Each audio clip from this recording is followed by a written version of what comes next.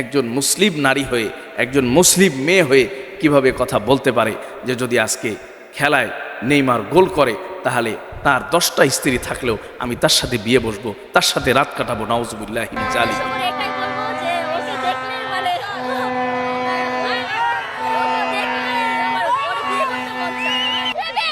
কিভাবে কথা বলতে পারে যে যদি আজকে আর্জেন্টিনা জিতে যায় তাহলে আমি মেসিকে বিয়ে করতে চাই বা বিয়ে করব, অথবা তার 15 জন 20 জন 10 জন স্ত্রী থাকলেও আমি তার স্ত্রী হতে চাই। এর চেয়ে আফসোস, এর চেয়ে পরিতাপ, এর চেয়ে নোংরা বিষয় আমাদের সমাজে আর হতে পারে না।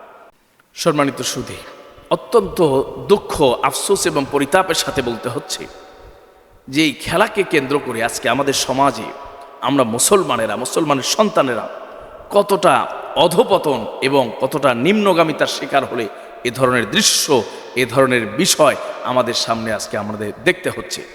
সম্মানিত সুধী, খেয়াল করলে দেখবেন, এই ভিডিওটিতে খেয়াল করলে দেখবেন যে আজকে আমাদের যুব সমাজ, আমাদের তরুণ সমাজ, আমাদের আজকে সমাজের যুবক যুবতীরা এই খেলাকে কেন্দ্র করে যে উন্মাদনা করছে, তাদের সেই উন্মাদনার সীমা কতদূর পর্যন্ত চলে গিয়েছে। আজকে কোথায় রয়েছে নেইমার, কোথায় রয়েছে মেসি, কোথায় রয়েছে রোনালদো, বিশ্বব্যাপী বড় বড় যে সমস্ত খেলোয়াড়, আজকে আমাদের যুবকরা যেমনিভাবে খেলা নিয়ে তারা মাতাল এবং পাগল হয়ে আছে, ঠিক তেমনিভাবে আফসোস এবং পরিতাপের বিষয় আমাদের নারীরা, আমাদের মায়েরা, বোনেরা, এমনকি আমাদের সমাজের অনেক যুবতী নারীরা পর্যন্ত দেখা গেছে খেলা নিয়ে উন্মাদ হয়ে আছে, পাগল হয়ে আছে। কি আফসোসের বিষয়, একজন মুসলিম নারী হয়ে, একজন মুসলিম মেয়ে হয়ে কিভাবে কথা বলতে পারে যে যদি আজকে খেলায় নেইমার গোল করে তাহলে তার 10টা স্ত্রী থাকলেও আমি তার সাথে বিয়ে বসবো, তার সাথে রাত কাটাবো। নাউজুবিল্লাহি মিন যালিক। কিভাবে কথা বলতে পারে যে যদি আজকে আর্জেন্টিনা জিতে যায় তাহলে আমি মেসিকে বিয়ে করতে চাই বা বিয়ে করব, অথবা তার 15 জন 20 জন 10 জন স্ত্রী থাকলেও আমি তার স্ত্রী হতে চাই। এর চেয়ে আফসোস, এর চেয়ে পরিতাপ, এর চেয়ে নোংরা বিষয় আমাদের সমাজে আর হতে পারে না। সম্মানিত ভাইয়েরা, আজকে মুসলমানের সন্তানেরা, আজকে মুসলমানের মেয়েরা, মুসলমানের ছেলেরা এতটা নিচু এবং এতটা অধপতনের শিকার হয়েছে যেটা আজকে ভাবতেও আমাদের জন্য অবাক লাগে। সম্মানিত ভাইয়েরা, একমাত্র কারণ হলো আমরা আমাদের সন্তানদের ভেতরে, আমাদের সন্তানদের অন্তরের মধ্যে, দিমাগের মধ্যে, মগজের মধ্যে আমরা আজকে দিনকে প্রবেশ করাইতে পারি নাই, দিন দিতে পারি নাই, ইসলাম দিতে পারি নাই, কোরআনের জ্ঞান দিতে পারি নাই, আল্লাহর ভয় আমরা ঢুকাতে পারি নাই, আল্লাহর রাসূলের সুন্নাহ আদর্শকে আমরা তাদের সাথে, আমরা তাদের ভেতরে আমরা এগুলোকে আমরা সেট করে দিতে পারি নাই, তাদেরকে সেইভাবে আমরা গড়ে তুলতে পারি নাই।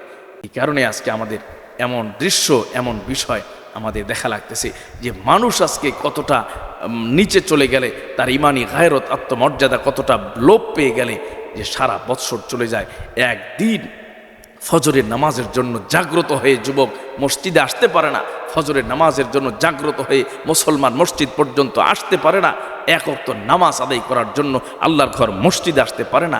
কিন্তু আজকে সেই যুবক, কিন্তু আজকে সেই যুবতীরা, কিন্তু আজকে সেই সমাজের মানুষগুলো আজকে একটা ম্যাচ খেলা দেখার জন্য সারা রাত ঘুম বাদ দিয়ে রাত জেগে তারা অতিবাহিত করতেছে।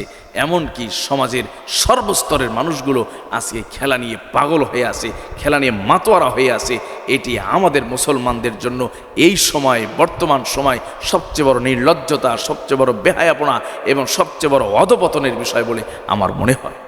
সম্মানিত প্রিয় সুধী, আমাদের জন্য আফসোস, মাঝে মধ্যে আমাদের এমন মনে হয় যে কোন সমাজ ব্যবস্থায় এবং আমরা কিভাবে আত্মভোলা মুসলমান হয়ে গেলাম, নিজেদের ঐতিহ্যকে আমরা হারিয়ে ফেললাম, নিজেদের টার্গেটকে আমরা হারিয়ে ফেললাম। কি উদ্দেশ্যে আল্লাহ সুবহানাহু ওয়া তাআলা আমাকে আর আপনাকে দুনিয়াতে পাঠিয়েছেন, সেই উদ্দেশ্য সম্পর্কে আমরা ভুলে গেলাম, উদ্দেশ্যহীন হয়ে গেলাম। আল্লাহ সুবহানাহু ওয়া তাআলা আমাদেরকে বিষয়টি বোঝার, উপলব্ধি করার তৌফিক দান করুন। আমিন।